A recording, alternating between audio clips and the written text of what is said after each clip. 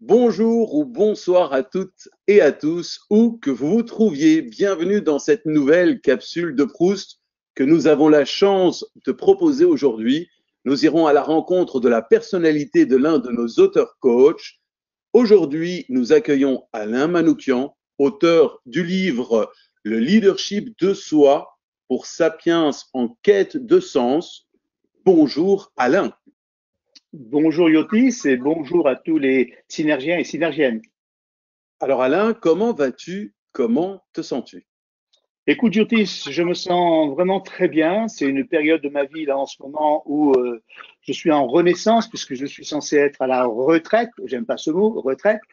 À la fois, c'est une forme de renaissance parce qu'on a toutes les autorisations, pratiquement aucune contrainte, si ce n'est la contrainte de se faire plaisir et surtout pour moi de transmettre.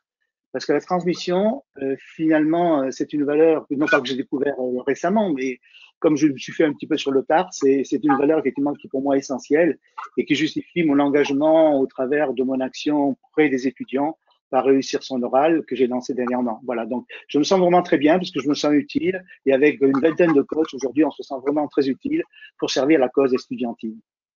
Et quelle énergie pour quelqu'un qui est presque à la retraite. Alors, Alain, merci de nous avoir rejoints pour cette nouvelle capsule de Proust où tu auras à répondre à un questionnaire qui nous dévoilera le coach qui est en toi. 13 questions. Aura-t-on 13 réponses? Alain, es-tu prêt? Je suis prêt, Yotis. On y va. C'est parti. Quelle est la qualité que tu préfères le plus chez un coach? Son authenticité, sa capacité à être présent, à être à l'écoute, voilà, sa capacité à écouter, à se mettre à la hauteur et à son intelligence de l'émotion aussi, sa capacité à être présent. Quel trait de caractère t'est le plus utile dans le coaching d'un leader? Ah, ce qui m'est le plus utile, en fait, ce que je mets en action, c'est ma capacité à le mettre en action. Je suis un homme d'action, je suis un homme de résultat, la tête dans les étoiles, mais aussi les pieds sur terre, et la capacité à projeter réellement, concrètement, comme moi, et je crois beaucoup au fait que le coaching est l'art de l'action, et d'arriver effectivement à mettre en action opérationnelle en faisant des ajustements. Donc, cette qualité, effectivement, me concernant, effectivement, je la déploie et je fais en sorte que les personnes avancent. J'ai une formule d'ailleurs, peut-être tu poseras la question avant, et ce sera une question qu'on peut passer, mais c'est qui n'avance pas recule. Donc, je suis effectivement dans cette approche-là, très pragmatique, concrète, orientée sur des résultats avec des moyens associés. Le don de la nature que tu aurais souhaité avoir. Ah, le don de la nature, c'est de pouvoir être encore plus, quand bien même je dis que c'est l'écoute, l'environnement, mais gérer mon émotion. Je suis quelqu'un d'excessivement sensible, excessivement émotif, kinesthésique, avec tous les sens, et d'arriver à gérer cette émotion de manière encore plus significative, la capacité à prendre un petit peu plus encore du recul sur moi et sur ma façon d'être. C'est une capacité qui, en début de parcours professionnel, m'a manqué puisque j'étais trop dans cette appréhension de la colère ou de la peur. La peur m'a saisi. Bon, le système éducatif a fait que ben, j'ai vécu dans un monde un peu castrateur, de peur, de tension, de mode de perfection. Il fallait que je sois effectivement toujours plus. J'avais 16 sur 20, on me disait que 16 sur 20, voilà. Cette capacité effectivement à pouvoir effectivement gérer ça et à sortir de ce modèle. Quelles sont les fautes qui t'inspirent le plus d'indulgence? Alors, celles qui m'inspirent le plus d'indulgence, ce sont justement des fautes, des erreurs que l'on peut faire dans la vie de tous les jours pour accepter le principe qu'on ne sait pas tout sur tout et qu'on puisse effectivement rebondir. La capacité à pouvoir se remettre en question.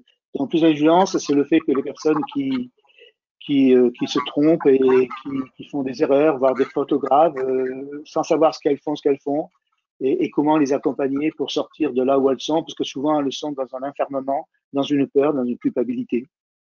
Quelle métaphore définirait au mieux ton leadership? Un leadership peut-être inspirant, parce que je sais que j'inspire certaines personnes, certains coachs, certains managers, certains dirigeants, et la capacité à Celui qui m'inspire le plus comme métaphore, finalement, je vais prendre Johnny Hallyday. L'envie d'avoir envie, hein, c'est cette capacité à aller vers ses rêves, vers sa finalité et à sortir de l'environnement dans lequel on est plus ou moins enfermant. Donc c'est une forme de métaphore visuelle même, kinesthésiste, qui me parle le plus. C'est aller au bout de ses rêves, finalement, avec Jean-Jacques Goldman aussi. Je te vois bien sur scène. Là, j'ai une belle image de toi. Ton héros ou super-héros préféré? Ah, mon héros, ben, mon héros, il y a d'une part un peu Gandhi par rapport à ce qu'il a fait, cette capacité à faire le bien dans son approche. À la fois, il y a quelqu'un de plus visuel, ben, c'est encore une fois Johnny Hallyday. Moi, j'adore effectivement Johnny dans sa façon de faire, et c'est une forme d'héros pour moi qui a vécu la vie qu'il a vécue, mais il a vécu à fond. Il a vécu avec toute son énergie, toute sa passion, en faisant des erreurs, avec sa générosité, avec son énergie, avec la confiance, avec un petit côté naïf. C'est un peu moi. Voilà, je suis un peu tout ça. Je suis effectivement, voilà, je donne beaucoup. Avec des fois, je me prends des claques parce que je suis un peu trop naïf. Mais à la limite, pourquoi pas. Voilà, c'est comme ça et rester ouvert à la vie. Quelle est ta devise? Ah, j'en ai une que je répète assez régulièrement. C'est la devise que je t'ai peut-être racontée tout à l'heure. C'est qui n'avance pas recule. Je suis toujours en dynamique effectivement d'action et pour moi c'est le fameux qu'on traduit en coaching par la fameuse roue du progrès, plan do check act notamment que les coachs connaissent bien. C'est la capacité à se mettre en avant et à toujours poser une réflexion sur soi, très réflexif pour se dire finalement qu'est-ce que j'ai fait de bien, qu'est-ce que je pourrais faire de différent et avancer. Dans mon livre, effectivement, Leadership de foi, je parle des événements qui dépendent de nous ou pas de nous. Ce qui dépend de nous, il y a une méthodologie que j'appelle où, quoi, pourquoi, comment. Et surtout, quand ça ne dépend pas de nous, c'est la fameuse ligne des 3 A. C'est accueillir, accepter et se mettre dans l'action. Et l'action, une fois qu'on a accepté la chose, effectivement, se mettre dans l'action. Parce que l'action, c'est la seule chose qui peut nous sortir de là où on est pour vraiment réussir sa vie, réussir ce qu'on a envie de faire et les de ses rêves. Là, en ce moment, quel livre se trouve sur la table de ton chevet? Je n'ai pas particulièrement de livres en ce moment sur ma table de mon chevet. En revanche, je suis beaucoup des podcasts. C'est une façon. Je lis moins, je passe moins le temps de lire parce que je suis absorbé par des projets. Mon projet actuellement, réussir-son-oral.com, me prend le matin, midi, soir et nuit. Hein. Je dors très peu, je dors 5 heures par nuit, 4 à 5 heures par nuit. Et j'écoute beaucoup de podcasts, beaucoup de reportages. Et je suis très sensibilisé par ce qui se passe en ce moment en Ukraine et par les événements, comme tout un chacun. Et pour essayer effectivement de m'imbiber au plus, de m'ouvrir au plus aux événements de la vie et comment je peux le traduire à ma façon auprès des lecteurs, auprès des personnes qui me suivent. Que ce soit par une couleur ou bien par un élément de la nature, comment décrirais-tu l'énergie qui est en toi? Ah, évidemment, une couleur. À la fois, j'aime bien le vert. J'aime bien le vert parce que dans le vert, je me ressource. J'ai la chance et l'opportunité d'habiter à Aix-en-Provence, qui est un endroit fantastique dans lequel il y a la nature, il y a la mer, il y a l'environnement, il y a la verdure. Et le vert est très ressourçant pour moi. Je suis, aussi surprenant que ça puisse paraître, je suis un introverti, je ne suis pas un extraverti. J'adore effectivement communiquer et partager. J'adore la collaboration. Et d'ailleurs, le projet qu'on en a fait est en collaboration. Mais j'adore aussi me retrouver moi-même, effectivement, dans de la relaxation, dans la méditation, dans la nature. Et d'ailleurs, tu vois, je vais partir 3 semaines en méditation et ski à partir du mois de mars. Je m'offre ce petit cadeau. Je suis seul, je suis avec la nature, je suis avec le ski, je suis avec moi, mon ordinateur, et je suis bien. Ma famille va vous rejoindre. Et c'est pour moi effectivement excessivement ressourçant de me poser et de ne pas vivre une vie folle dans tous les sens. Il y a de l'énergie, mais essayer de se concentrer.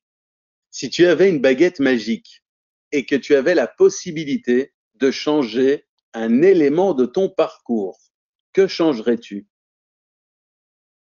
Oh, je ne sais pas si je changerais un élément de mon parcours. J'ai eu une belle vie. J'ai eu une belle vie parce que même si effectivement ma famille a été relativement enfermante, le petit Alain de l'époque était enfermé dans cette famille italo-arménienne dans lequel effectivement il n'y avait pas beaucoup d'argent, on était relativement pauvre, mon père était artisan, voilà, tous les syndromes à la Zola étaient pratiquement là alors qu'à vue de l'extérieur. Finalement, grâce à ça et grâce à cette approche-là, ben, j'ai pu me construire différentes vies et pouvoir évoluer à chaque moment de la vie. Donc finalement, j'étais confronté par mes enfants à partir de l'âge de 40-45 ans. Je me suis pris des murs, je me suis pris des claques par mes collaborateurs, par les personnes autour de moi. Et ça m'a permis de me construire et de me découvrir. Et finalement, le parcours que j'ai eu, ben, j'y renoncerai pas. Ça fait partie de ma vie et je la garde telle qu'elle est. Que représente pour toi la communauté ICF Synergie? Une ouverture fantastique, fantastique, et d'une certaine façon par le travail que tu fais, Yotis, parce que c'est un travail. J'ai été animateur de réunions, de comités, et je sais que c'est un travail énorme, mais par tout l'apport de l'ensemble des coachs, la diversité de vues, l'ouverture, je pense qu'être ouvert, être curieux, c'est la plus belle des choses de la vie. Et ça, tu apportes effectivement cette ouverture, non pas en France, mais dans le milieu francophone, et ça apporte une chose extraordinaire. Alors, je ne suis pas tous les webinaires et tout ce que tu peux faire, mais je sais qu'ils sont là à disposition et on peut les utiliser. Et c'est une richesse incomparable, a priori, que je recommande d'utiliser. Donc, bravo. Merci. Quel message souhaiterais-tu passer aux synergiennes et synergiens? Message de fraternité, de collaboration. On vit un monde qui est vraiment très éprouvant en ce moment avec ce qu'il arrive en Ukraine. Tu enregistres là, on est aujourd'hui le 4 mars. On ne sait pas trop ce que sera, on annonce que le pire sera devant nous, mais la coopération, la fraternité, l'humanité, on voit effectivement ces peuples qui arrivent effectivement et qui sont accueillis par les familles. On voit l'extraordinaire courage de Zelensky, de la population. Voilà, cette capacité effectivement à se réunir et cette capacité, donc c'est le grand message effectivement d'une certaine façon d'ICF Synergie. Et le message que j'ai envie de passer à chacun d'entre nous, c'est réunissons-nous, c'est là où je trouve la vraie force. Quel est ton état d'esprit là en ce moment? Écoute, je suis dans un état d'esprit à la fois bien dans ce que je suis, dans ce que je fais, dans ce que je vis. J'ai moi une représentation mentale sur ça qui est effectivement les quatre petites parties du corps, la tête qui est l'esprit, le cœur qui est là, à la fois le ventre qui est les tripes, les besoins, et à la fois les jambes qui est le plan d'action. Et je me sens relativement aligné. Alors, comme je dis une fois à mes coachés, effectivement à mes clients, à mes personnes que j'accompagne, si c'est désaligné, soit vous allez voir un kiné, soit vous allez voir un coach, parce qu'il y a une déformation éventuellement qui est là. Mon état d'esprit vient à la fois les événements me rendent un peu triste, et comme je suis quelqu'un qui est relativement émotif, je pleure souvent. Voilà, donc je me laisse aller et je suis partagé entre ces deux approches en ce moment, parce que je trouve excessivement triste ce qui arrive. Voilà. Merci Alain d'avoir répondu aux 13 questions de la capsule de Proust. Merci à vous de nous avoir suivis. Et si vous avez une question à ajouter à notre capsule de Proust, mettez-la en commentaire sous cette vidéo. Nous l'utiliserons peut-être lors de nos prochaines capsules. Un grand merci à Alain Manoukian de être prêté à l'exercice de la capsule de Proust. Merci à vous toutes et tous. Au revoir. Merci, Yotis.